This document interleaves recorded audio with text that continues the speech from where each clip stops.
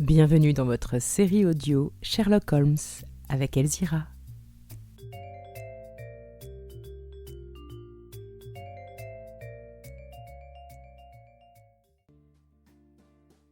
Chapitre 7. La lumière luit dans les ténèbres. La nouvelle nous frappa de stupeur. En se relevant d'un bond, Gregson répandit le reste de son whisky. Je regardais en silence Sherlock Holmes, il pinçait les lèvres et fronçait les sourcils. « Stangerson aussi, murmura-t-il. Ça se complique. » C'était déjà bien assez compliqué comme ça, grommela Lestrade en approchant une chaise. On dirait que je suis tombé dans une espèce de conseil de guerre. Êtes-vous tout à fait sûr de cette nouvelle, balbutia Gregson. Je sors à l'instant de sa chambre d'hôtel, dit Lestrade. J'ai été le premier à découvrir ce nouveau meurtre. Gregson vient de nous faire part de son opinion sur l'affaire, dit Holmes. À votre tour, monsieur Lestrade, dites-nous ce que vous avez vu et ce que vous avez fait, si toutefois vous n'y voyez pas d'objection. Je n'en vois aucune, répondit Lestrade en s'asseyant. Je vous avouerai franchement que j'ai cru que ce Stangerson était pour quelque chose dans la mort de Drebber. Ce fait nouveau m'a montré que je m'étais trompé. Pénétré de cette idée, je me suis mis à la recherche du secrétaire. Le 3 au soir, vers 8h30, on l'avait vu à la gare d'Euston, en compagnie de Drebber. Or, le cadavre de ce dernier avait été découvert à Brixton Road, à 2h du matin. Il s'agissait donc de savoir ce que Stangerson avait fait dans l'intervalle et depuis lors. J'ai télégraphié son signalement à Liverpool avec avis de surveiller les bateaux américains. Puis je me suis mis à perquisitionner dans tous les hôtels et meublés du voisinage d'Euston. Voici quel était mon raisonnement. Si Drebber et son compagnon s'étaient séparés, ce dernier avait dû se loger pour la nuit dans le voisinage, le lendemain matin, afin de flâner aux abords de la gare. Il s'était sans doute donné rendez-vous quelque part, dit Holmes. C'est ce que la suite a montré. J'ai passé toute la soirée d'hier à chercher. J'ai continué de très bonne heure ce matin. À 8h, je suis entré à Holidays Private Hotel, dans Little George Street. Je demande si un monsieur Stangerson loge actuellement à l'hôtel. Vous êtes sans doute le monsieur qui l'attend, répondit-on. Il vous attend depuis 2 jours. Où pourrais-je le trouver ? Il dort là-haut, il a demandé qu'on le réveille à 9h. Je monte tout de suite, ai-je dit. Dans mon idée, mon apparition soudaine devait lui faire lâcher une parole. Le garçon d'étage s'est offert de me conduire. C'était au second. Il y avait un petit couloir à traverser. Le garçon m'avait indiqué la porte et il s'apprêtait à redescendre. Le cri que j'ai poussé l'a fait revenir sur ses pas. Ce que je venais d'apercevoir m'avait bouleversé, malgré mes 20 ans d'expérience. Un filet de sang avait coulé sous la porte. Il avait serpenté à travers le couloir et avait formé une petite mare le long de la plinthe. En voyant cela, le garçon a manqué de tomber dans les pommes. La porte était fermée en dedans. Nous l'avons foncée à coups d'épaule, la fenêtre de la chambre était ouverte et, près de la fenêtre, tout recroquevillé, gisait le corps d'un homme en chemise de nuit. Il était bel et bien mort, et il l'était depuis assez longtemps. Ses membres étaient rigides et glacés. Nous l'avons retourné, le garçon l'a reconnu tout de suite. C'était bien le monsieur qui avait loué la chambre sous le nom de Joseph Stangerson. Sa mort avait été causée par une entaille profonde au côté gauche. Le cœur a dû être atteint. J'arrive à la partie la plus étrange de l'affaire. Devinez ce que j'ai trouvé au-dessus du cadavre. Je frémis d'horreur avant même que Sherlock Holmes répondît. Le mot « rache » en lettres de sang. « Exactement », dit Lestrade d'une voix blanche. Il y eut un moment de silence. L'assassin inconnu rendait ses crimes encore plus horribles en les accomplissant avec autant de méthode que de mystère. Mon système nerveux, qui avait tenu bon sur le champ de bataille, commença à flancher. « On a vu l'assassin », reprit Lestrade. Un garçon laitier, qui se rendait à son travail, est passé par la ruelle entre l'écurie et le derrière de l'hôtel. Il a remarqué qu'une échelle, ordinairement couchée là, avait été dressée contre une des fenêtres du second, qui était grande ouverte.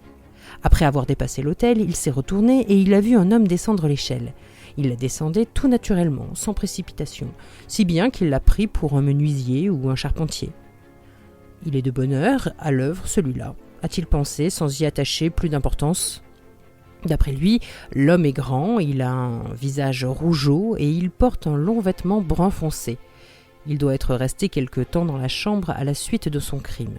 Nous avons trouvé de l'eau teintée de sang dans une cuvette où il s'est lavé les mains et des taches de sang sur les draps. Il a essuyé son couteau. Le signalement de l'assassin correspondait de point en point à la description qu'avait faite de lui Sherlock Holmes au moyen de quelques observations éparses. Je lui jetai un coup d'œil. Il n'y avait sur son visage aucune trace de fierté. « Vous n'avez rien trouvé dans la chambre qui puisse nous renseigner sur le meurtrier ?» demanda-t-il. Rien. Stangerson avait dans sa poche le portefeuille de Drebber, cela semble assez naturel puisque c'est lui qui réglait les dépenses. Il y avait à peu de choses près 80 livres, on n'a rien pris. Le mobile de ces crimes extraordinaires est tout ce qu'on voudra, mais pas le vol. Il n'y avait ni papier ni notes dans les poches du mort, à part un simple télégramme daté de Cleveland et remontant à 1 mois environ. Il contenait ce court message « J.H. est en Europe », sans signature. « Rien d'autre » demanda Holmes. Le reste n'avait pas d'importance. Le roman que Stangerson avait lu pour s'endormir était abandonné sur le lit et sa pipe était posée sur une chaise, près du chevet. Il y avait un verre d'eau sur la table et sur le rebord de la fenêtre une petite boîte avec 2 pilules. Sherlock Holmes bondit en poussant un cri de joie. « Le dernier chaînon, je tiens tous les fils !» Les 2 détectives le regardèrent sans comprendre. « J'ai démêlé les chevaux, » dit mon compagnon avec assurance. « Bien entendu, quelques détails me manquent encore, mais je connais tous les principaux faits depuis le moment où Drebber a quitté Stangerson jusqu'à celui où l'on a découvert le corps de ce dernier. Si j'avais vu tout de mes propres yeux, je n'en serais pas plus sûr. Et je vais vous le prouver. Vous avez là les pilules ? » « Les voici, » dit Lestrade en montrant une petite boîte blanche. « Je les ai emportées avec le portefeuille et le télégramme pour les déposer en sûreté au commissariat. Si je les ai prises, je dois dire, c'est par le plus grand des hasards. Je n'y attache aucune importance. »« Donnez !» ordonna Holmes. « À votre avis, docteur, me demanda-t-il, est-ce que ce sont là des pilules ordinaires ?» Tel n'était certainement pas le cas. Ces pilules étaient gris-perle, petites, rondes, presque transparentes à la lumière.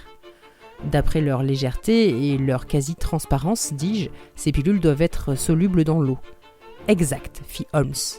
Maintenant, voudriez-vous aller chercher ce pauvre petit Fox qui est malade depuis si longtemps ? Hier, la logeuse vous a demandé de mettre fin à ses maux. Je descendis et revins avec le Fox dans mes bras. Sa respiration haletante et ses yeux vitreux laissaient présager sa fin prochaine. D'ailleurs, son museau blanchi dénotait qu'il avait déjà outrepassé les limites ordinaires de la vie d'un chien.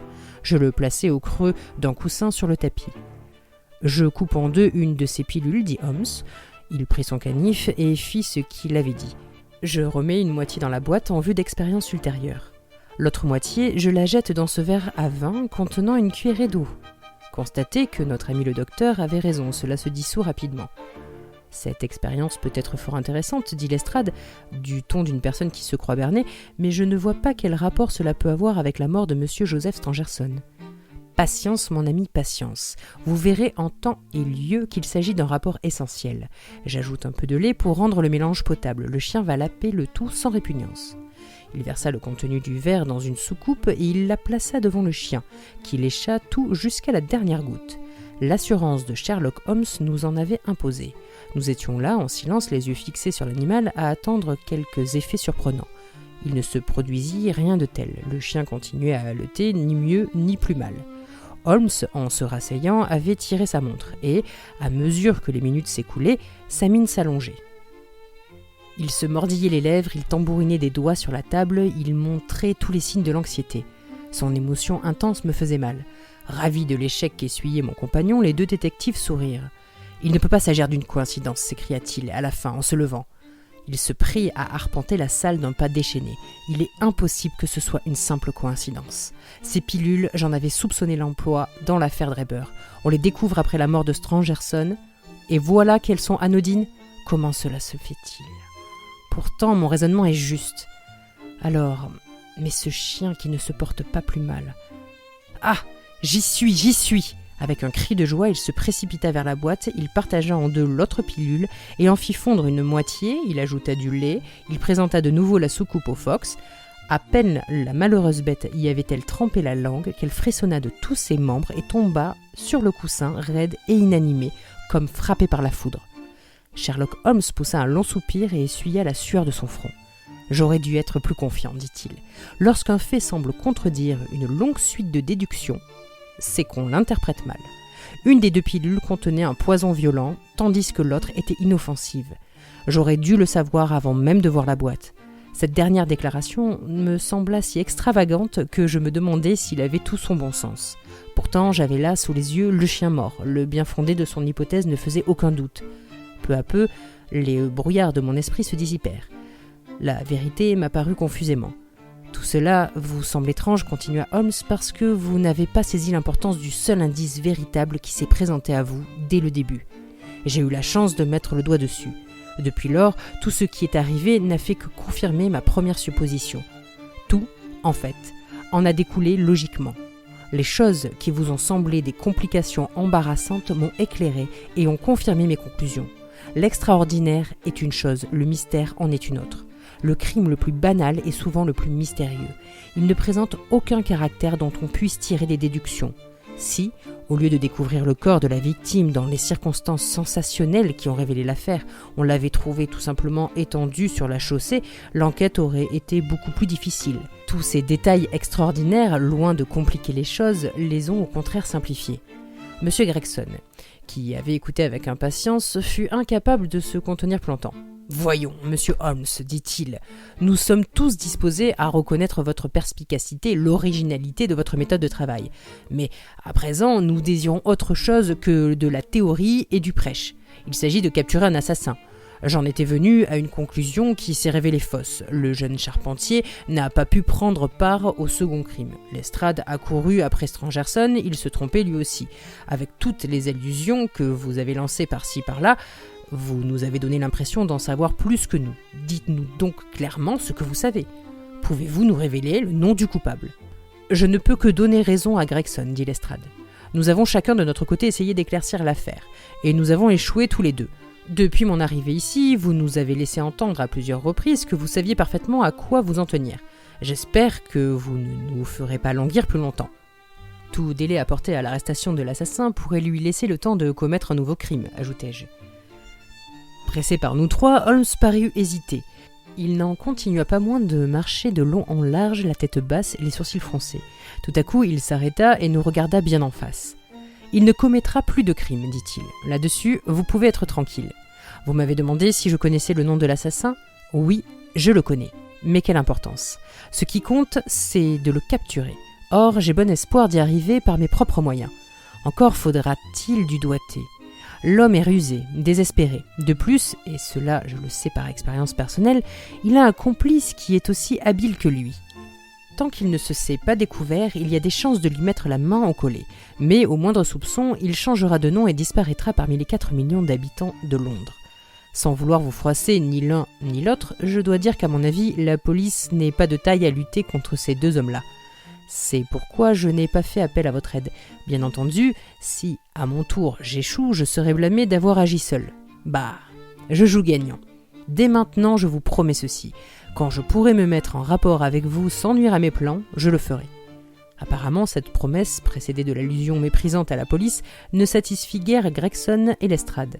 Le premier avait rougi jusqu'à la racine de ses cheveux couleur de lin, tandis que les yeux en boutons de chaussures de l'autre avaient brillé de curiosité, puis de rancune.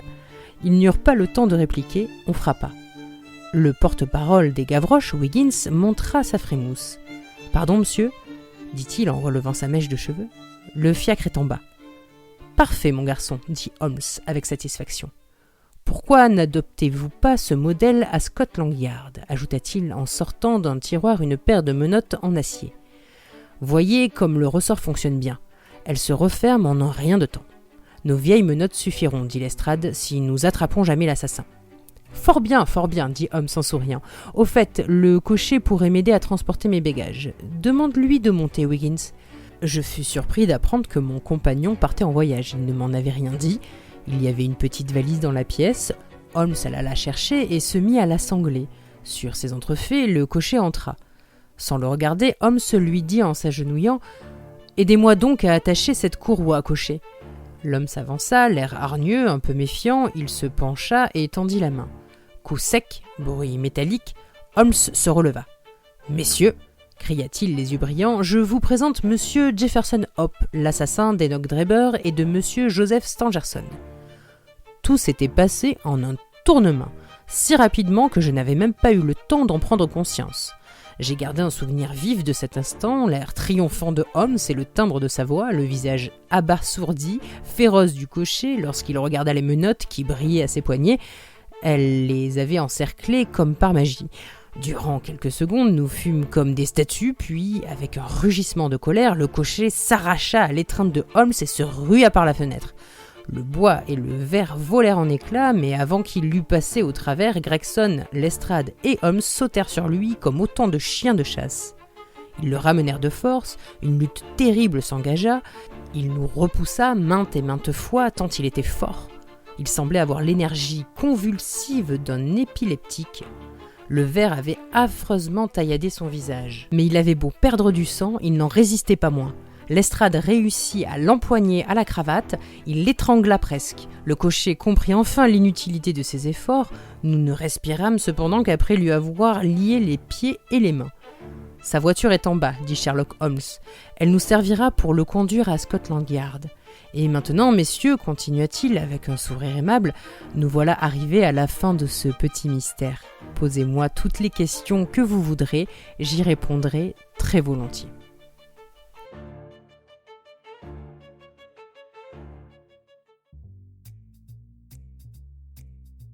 C'était votre série audio Sherlock Holmes avec Elzira.